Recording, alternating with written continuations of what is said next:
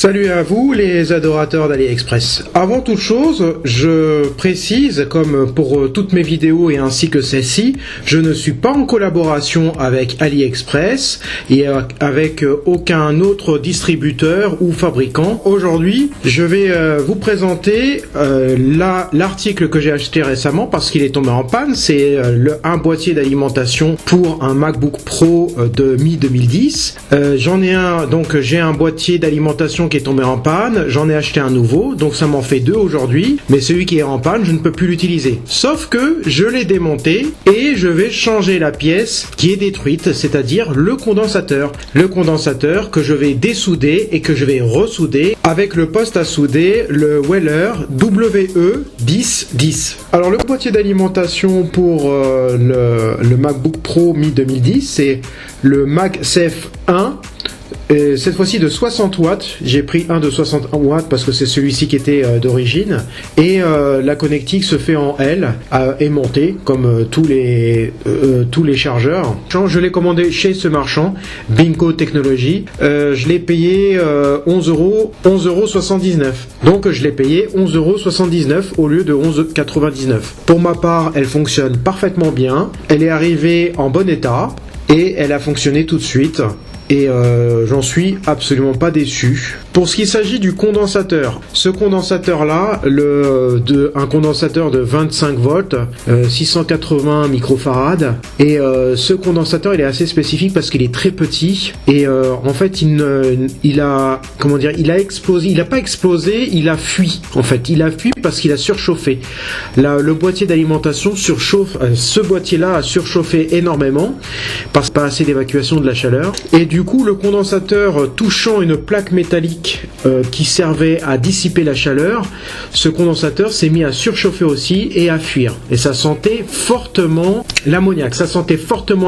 Point que j'ai compris que c'était le boîtier d'alimentation et probablement un des condensateurs. C'est généralement, dans ce genre de panne d'alimentation, c'est généralement des condensateurs qui sautent.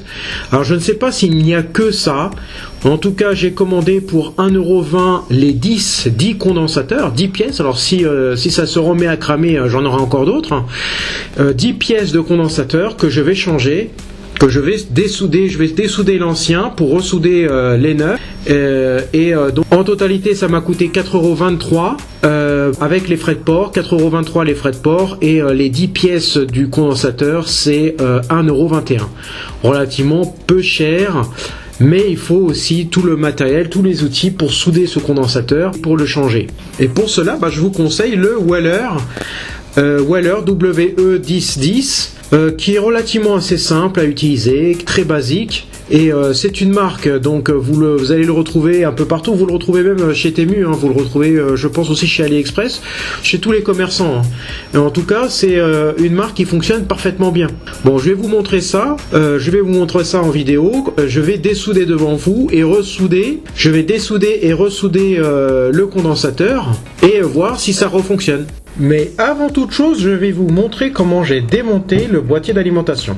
Bien, je vais essayer d'ouvrir ce boîtier parce qu'il ne fonctionne plus. Alors j'ai entendu comme un pchit, comme une fuite, et ça sentait l'ammoniac. Ça sentait très fortement l'ammoniac, à tel point que ça m'a brûlé un peu les narines. Et apparemment, là ça se recharge plus, j'ai beau le brancher, ça ne recharge plus, il n'y a plus de lumière au bout, lumière verte ou lumière orange. Donc je vais l'ouvrir et je vais constater un peu les dégâts. Et je pense que c'est un gros condensateur, mais je sais pas, on va voir.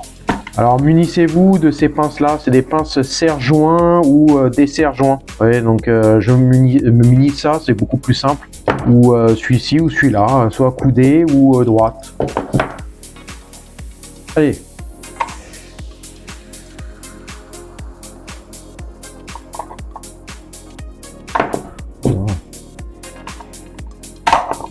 C'était très rapide. Bon, manifestement, c'est pas le boîtier d'origine de Apple. C'est pas le boîtier d'origine de Apple. C'est un boîtier acheté en plus. C'est donc chinois, tout simplement. Ah, j'avais oublié ça. Faut bien sûr retirer ça.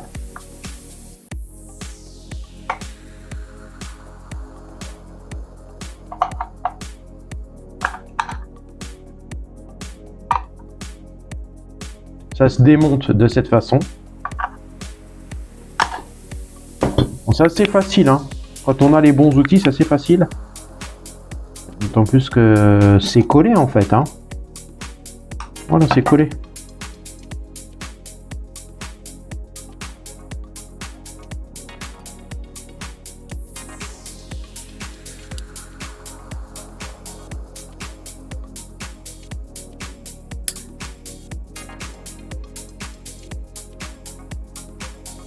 Il faut savoir que quand même il chauffait énormément, hein. Il était quand même très chaud, extrêmement chaud, beaucoup trop chaud pour supporter cette chaleur. Probablement qu'il y a quelques condensateurs et j'en ai vu un ici qui était quand même assez bien gonflé. Et il y a une très mauvaise évacuation, hein. Ça se voit que là, ne sont pas concentrés sur l'évacuation de la chaleur.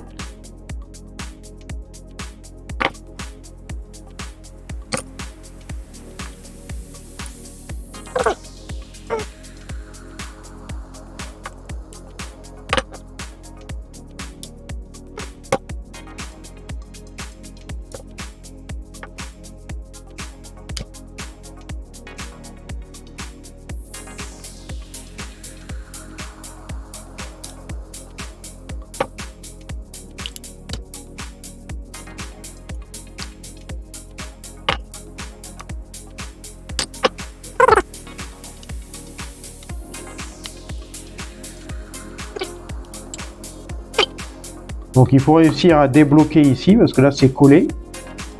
Et ensuite il se retire de cette façon. Voilà, il est à l'intérieur et il faut le lever pour le tirer de cette façon. Parce que là la plaque électronique elle est en fichier directement là-dedans. Vous voyez ici, là c'est la plaque électronique rentre directement là-dedans.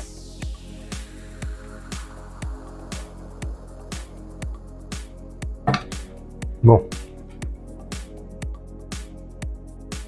Ah bah voilà, c'est beaucoup plus simple. Alors apparemment, c'est pas le gros condensateur. Là, nous avons un transistor avec de la pâte thermique qui a été collée. Bon bah comme je l'ai retiré, effectivement, la pâte thermique n'est plus collée. Là, on a un deuxième transistor avec une plaque d'alu. Mais bon, celle-ci, j'ai pas besoin de la décoller, hein, manifestement.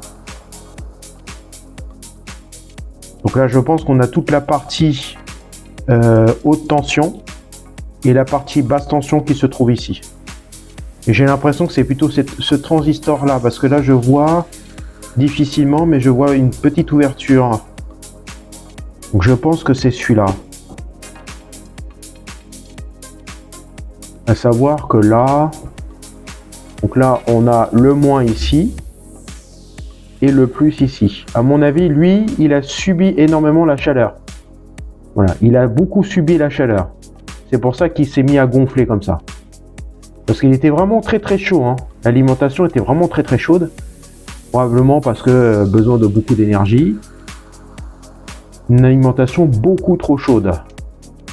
Mais pas... vous voyez, par exemple, le boîtier, ça souffre réellement d'une évacuation de la chaleur, hein. Regardez comment c'est. On a ce gros machin en plastique devant. Comment faire évacuer la chaleur? Bon, je pense que celui-ci, je dois l'avoir quelque part. Je vais finir par le trouver. Et je vais le remplacer. Je vais le remplacer et puis probablement évacuer un petit peu plus la chaleur en faisant quelques trous ici. Et je mettrai du scotch, tout simplement du scotch sur le boîtier qui permettra de le maintenir fermé. Ouais, c'est ça, hein, j'en vois pas d'autres. Bien. Alors, je vais dessouder le composant qui posait problème, c'est-à-dire le condensateur. Il se trouve ici. Alors le Weller fonctionne comme suit, hein. Il n'est pas très compliqué à faire fonctionner. Vous voyez ici, donc on a le bouton d'allumage. Là, c'est devant, hop, on éteint, on allume. Ici, on a les boutons de réglage. Et après, il y a certaines fonctions. Bon, ça c'est par rapport à l'affichage, hein. Et donc là, j'ai augmenté un peu la température. On peut aller jusqu'à 450 degrés. Voilà, 450 degrés et ça monte progressivement. On a donc la température ici qui progresse parce qu'on a le thermomètre à l'intérieur et c'est la température ici qui est programmée. En dessous, on a la température programmée, à programmer et ici la température qui monte. Alors bon, il n'y a rien de bien compliqué, hein. Ça fonctionne simplement.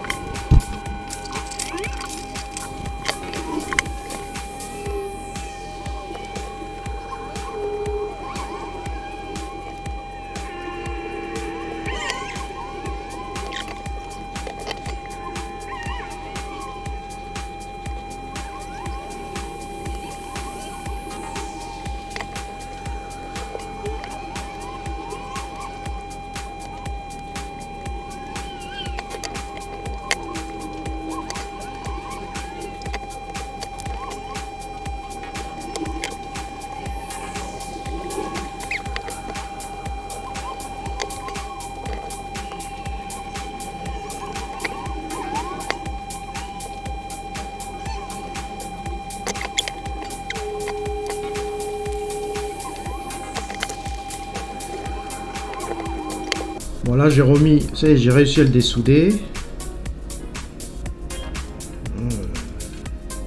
Je l'ai bien déformé quand même.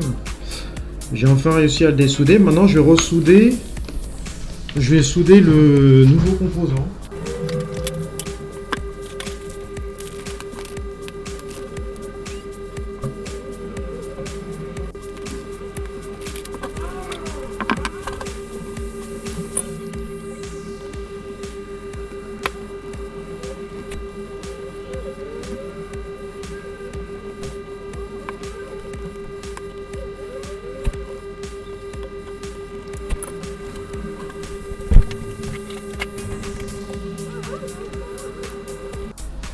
Bon, voilà, c'est soudé. Bon, c'est pas vraiment soudé comme un professionnel, mais c'était vraiment pour le test, pour l'essai, pour apprendre aussi, même si je sais que c'est pas du bon matériel que j'utilise. Hein.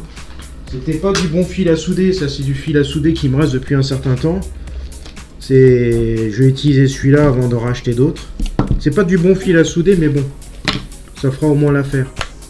Ça je vais couper en attendant et puis je vais le ranger et puis je vais passer à l'essai.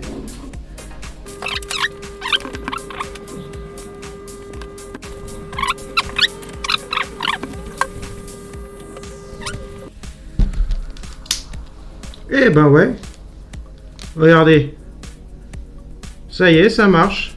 Eh oui, ça marche. C'était donc bien le condensateur. Le condensateur qui avait explosé. Vous voyez là il est bombé, alors donc ça a dû fuir. Je vais le couper parce que j'en ai pas besoin pour l'instant, lui aussi.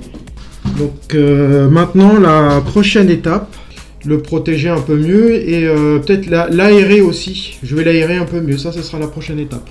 Bien, alors ce que je vais faire là, c'est que je vais modifier toute cette carcasse. Je vais modifier cette carcasse afin d'y apporter plus d'ouvrants. Là, je vais créer, donc je vais couper ces éléments qui se trouvent ici et celui-là aussi. Et je vais couper une partie ici, une petite fenêtre, afin que l'air puisse passer plus facilement et évacuer la chaleur qui s'accumule dans ce caisson. Dans ce caisson, la chaleur ne s'évacue pas assez. Je vais le faire avec plusieurs outils, de façon différente. Alors, je vais utiliser le chalumeau, une lame que je vais chauffer, bien sûr avec le briquet. Hein. Je vais chauffer cette lame. En chauffant cette lame-là, elle va être suffisamment chaude pour pouvoir couper le plastique. C'est un peu mon objectif, hein, c'est de la faire à la façon douce. Couper le plastique, couper certains éléments du plastique. De retirer ces éléments-là beaucoup plus facilement, sans déborder, sans créer de vibrations ou tout simplement détruire une partie de l'habitacle. Et après, par la suite, plus tard, je fabriquerai avec de l'impression 3D une forme de grille, une sorte de grille ici, de grille en plastique pour pouvoir le protéger. Et là, probablement ici ou ici, je mettrai un trou. Je ferai une sorte de fenêtre pour évacuer la chaleur. Et pour faire cette fenêtre là, par contre, je n'aurai pas trop le choix, hein, parce que là, ça va être un petit peu difficile d'utiliser une lame chaude. Je vais essayer d'utiliser une Dremel. La Dremel pour couper la partie extérieure. Alors, je vais utiliser la Dremel pour couper la partie extérieure. Bon, ça fait un peu de vibration. J'essaie de ne pas être trop insistant là-dessus. Ça va créer des vibrations, sinon je découperai, j'essaierai de finir avec une lame chauffée à blanc. Voilà, déjà pour cette première partie, donc j'ai fait ça, hein, je les ai coupés, j'ai coupé les morceaux avec une lame chauffante, une lame chauffée à blanc, à rouge hein, plutôt. Là, ce que je vais faire, c'est que je vais ébarber avec la Dremel. J'ai une possibilité de mettre la Dremel, de mettre sur l'embout de la Dremel une sorte de papier de verre qui va poncer cette barbe, hein, qui va ébarber un peu ces traces de brûlé, de plastique brûlé. Et après, je vais couper encore à la Dremel, couper cette partie-là. J'ai terminé de poncer. Voilà ce que ça me donne. C'est quand même un petit peu plus propre. Un petit peu plus propre. Bon, j'ai du mal à remettre l'habitacle, à remettre les deux parties. J'ai du mal à remettre les deux parties ensemble. Parce que probablement qu'il faut que je coupe encore quelques éléments qui dépassent.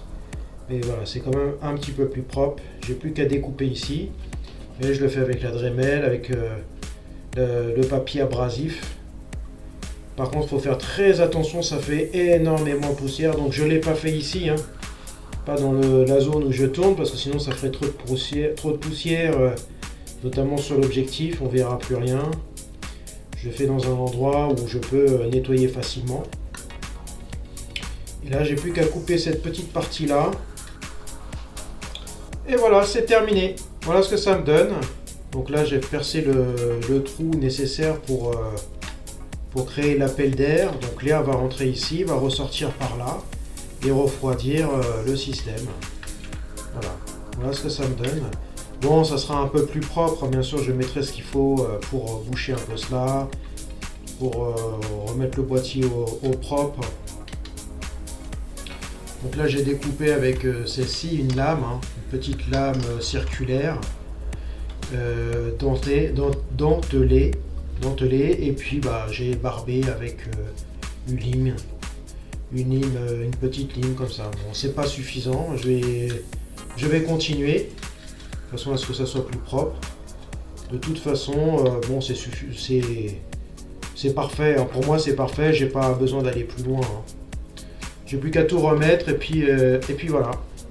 Donc voilà, la dernière étape maintenant, c'est de remettre la plaque qui servait à refroidir le composant ici, le transistor, avec de la pâte ici. J'ai de la pâte thermique qui me reste. Je vais utiliser celle-ci. On doit la remettre comme ça. Elle est remise comme ça. Et après, je vais mettre la pince ici pour bloquer. Alors pour ça, je vais nettoyer un petit peu avec un coton-tige. Alors, je sais pas si l'acétone, c'est ce qu'il y a de bon pour ce genre de composant, j'en sais rien. On verra bien.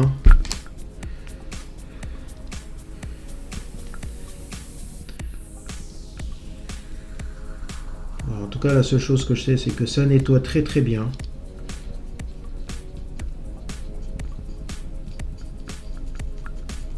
Voilà, ça nettoie très très bien. Je sais pas si c'est bon ou si c'est pas bon. J'utilise l'acétone un petit peu pour pas mal de choses, en fait un petit peu pour tout. Parce que je sais que ça c'est très efficace. Et parfois il y a certains matériaux qui n'apprécient pas l'acétone.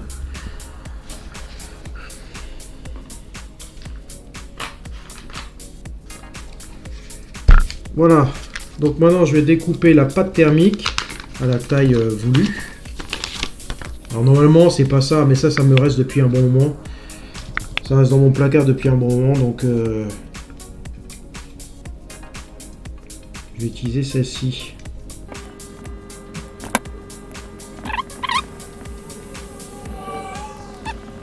J'entoure bien le composant avec. Non, faut bien. En plus, je rajoute du papier sulfurisé que je vais rajouter ici, que je vais mettre ici pour justement éviter que les composants ne surchauffent à côté de la plaque. Que cette plaque là elle surchauffe énormément. Alors je sais pas si ça va avoir un effet. Enfin je pense hein. Je vais le faire aussi ici, mais j'ai oublié. Je vais essayer d'introduire ici une feuille. Alors, il y avait ce composant là. Ce composant là, ça va encore. Hein.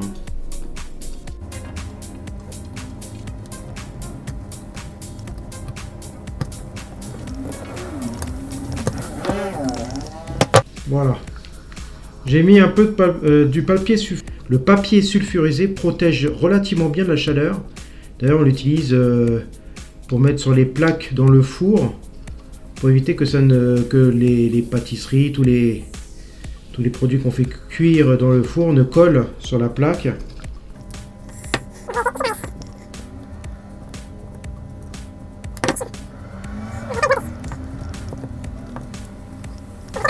Enfin, cette plaque-là, elle chauffait pas tellement. C'était surtout celle-ci.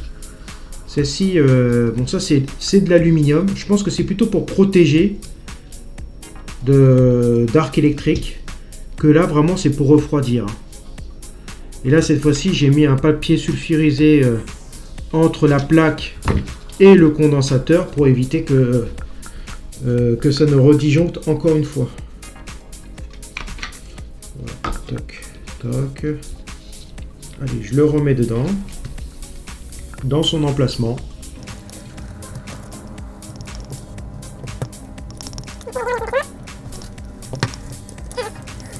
C'était pas idéal d'avoir percé là en fait. Bon après je peux toujours, si ça va pas, je vais tester, si ça va pas je repercerai par ici.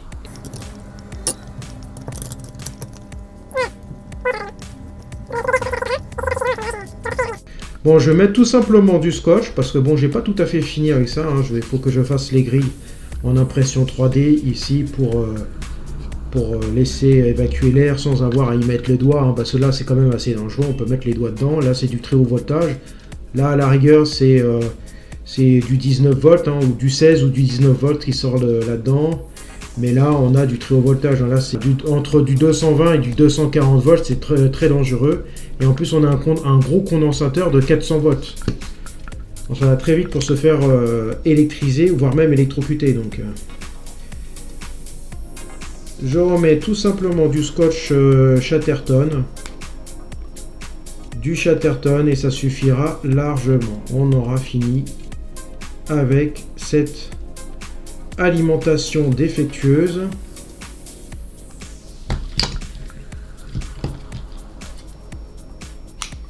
Bien sûr, hein, c'est pas fait par des professionnels. Alors si vous le faites, prenez conscience qu'il y a des risques. Alors, prenez conscience qu'il y a un risque. Ça, c'est pas du travail de professionnel. Voilà. Bon, bah allez hop, c'est parti. C'est reparti pour un tour. Je vais le brancher, puis je vais voir ce que ça donne avec dans le temps. Je vais voir ce que ça donne dans le temps. Bon, ça y est, alors j'ai pris une petite photo pour vous montrer comment je l'ai installé sur une multiprise et quelle position il a. Donc on voit que les deux ouvertures sont vers le haut. En même temps, j'ai pris des mesures de température. J'ai pris les mesures de température pour vérifier qu'on soit dans des températures acceptables, à savoir que le composant résiste à une température de moins 40 degrés jusqu'à 105 degrés. Alors comme le dernier condensateur a fui, probablement il était à plus de 105 degrés. Et là on voit que les températures rôdent autour des autour des 50 degrés. C'est son maximum. Après, par moment, j'ai pris des températures, je pense, j'ai fait une prise de température à côté, ce qui fait qu'on est à du 20 degrés, donc c'est-à-dire la température de la pièce, et j'ai mal pris les températures. Voilà, donc c'est fini pour aujourd'hui au sujet du poste à souder Weller 1010 et aussi en même temps de la réparation du boîtier d'alimentation du MacBook Pro de mi-2010 qui ne fonctionnait plus parce que il a surchauffé et le composant condensateur a éclaté. Merci à vous et je vous dis à bientôt pour une prochaine vidéo.